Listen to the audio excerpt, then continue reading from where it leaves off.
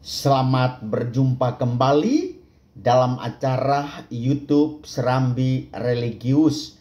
Pada kesempatan ini, saya mau menyajikan materi yang saya beri judul dengan nama Yesus Kristus dan karya penyelamatannya. Saudari-saudara umat beriman yang terkasih, iman Kristen adalah pertama-tama merupakan suatu pengalaman pribadi. Yang dimaksudkan dengan pengalaman pribadi artinya adalah bahwa Allah yang mewahyukan diri, Dia memanggil manusia, manusia menjawab secara personal, secara pribadi kepada Allah, dan Allah akan menjawab kembali dengan penuh sukacita. Itulah yang dinamakan iman personal. Dengan demikian, dasarnya ialah bahwa peristiwa-peristiwa kehidupan Yesus Kristus dan kesaksian angkatan murid yang pertama mengenal hal itu. Oleh karena itu, Santo Paulus berkata, iman timbul dari pendengaran.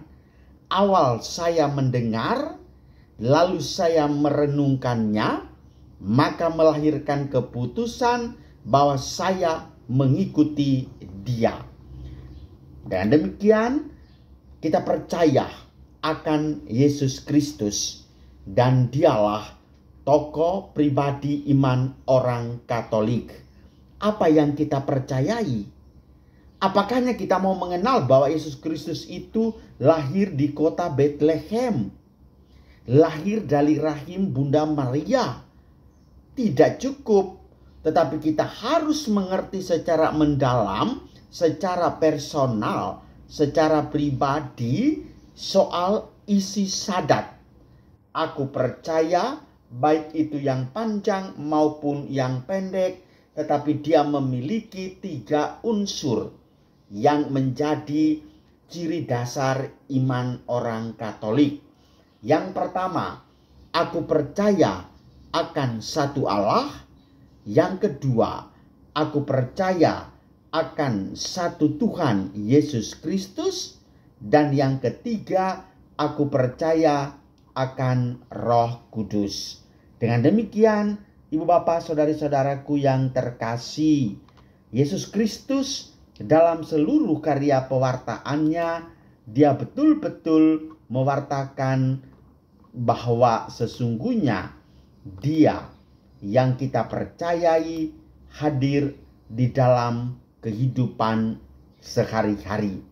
Ada 2 sumber utama untuk mengenal Yesus Kristus.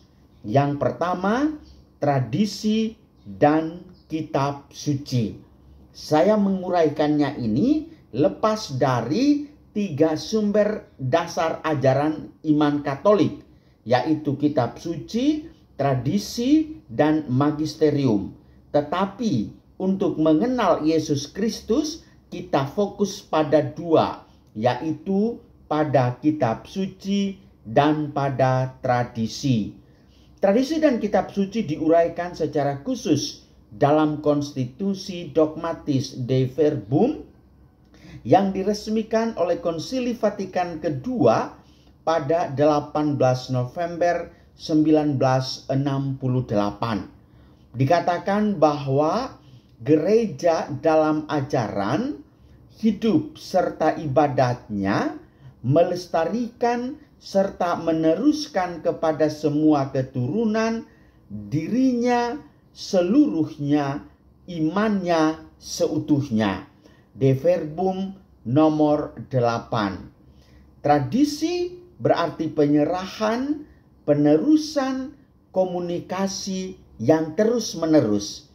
Dikatakan suatu tradisi itu hidup karena memang itu berlanjut terus-menerus dari angkatan ke angkatan, dari zaman ke zaman. Jadi jelas bagi umat Katolik, kitab suci harus menjadi landasan utama untuk mengenal siapa itu Yesus Kristus.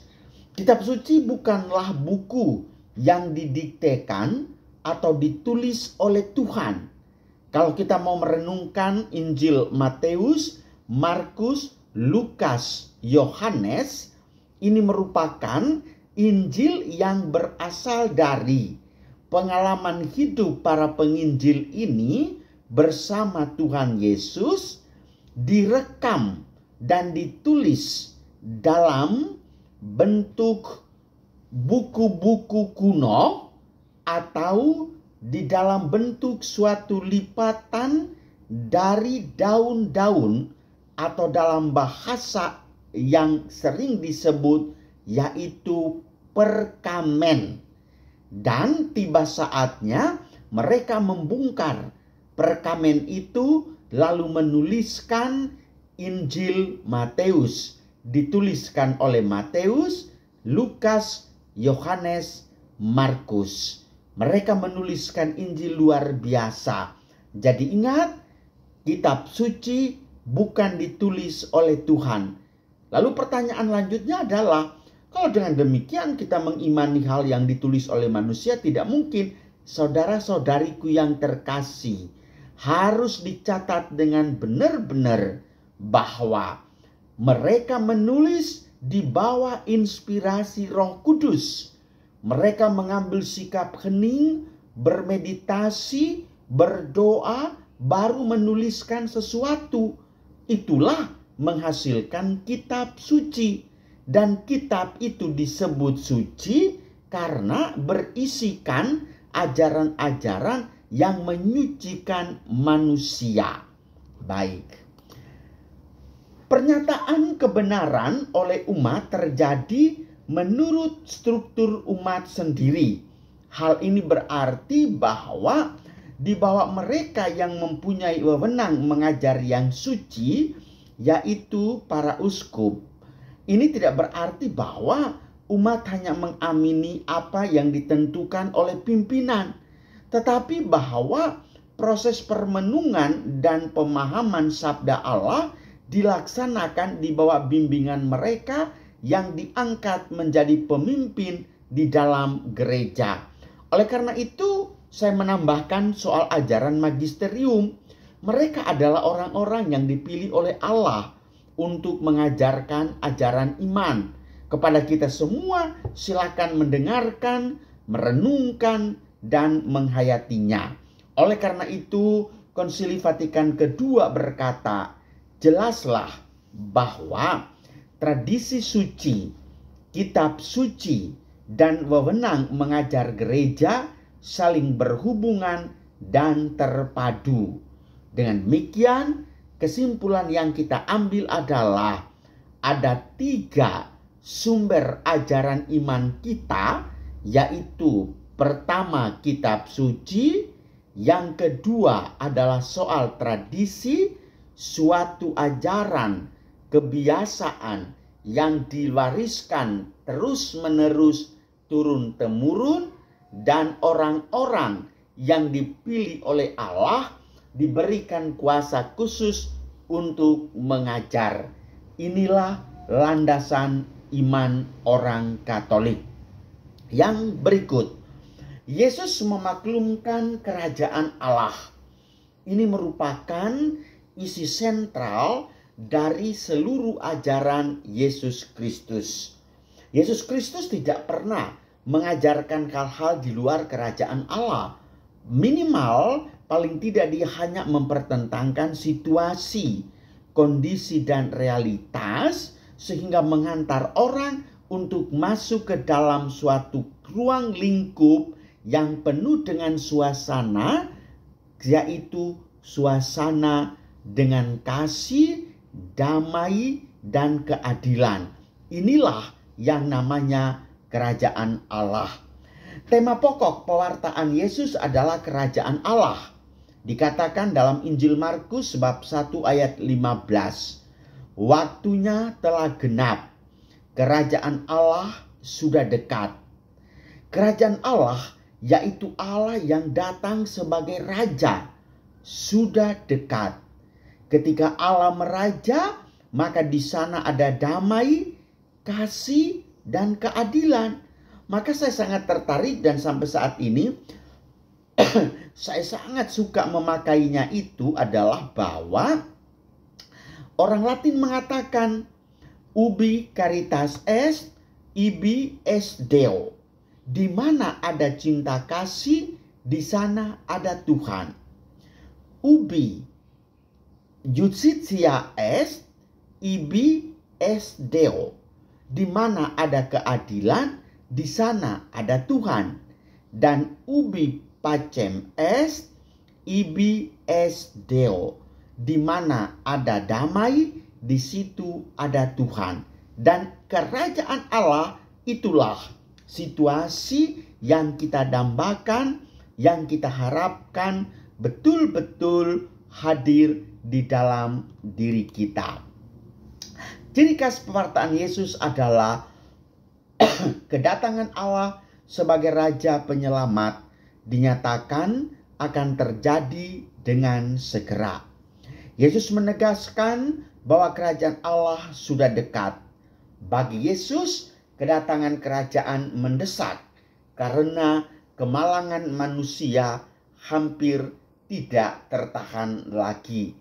Kerajaan Allah berarti turun tangan Allah untuk menyelamatkan, untuk membebaskan dunia secara total dari kuasa kejahatan. Pewartaan Yesus mengenai kerajaan Allah ditujukan kepada pertobatan manusia.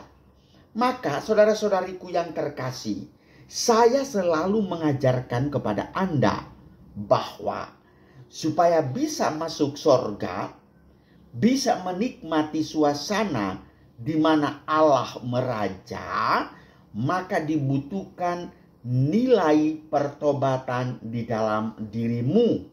Bertobatlah, maka Allah akan menguasai seluruh sepak terjang kehidupanmu.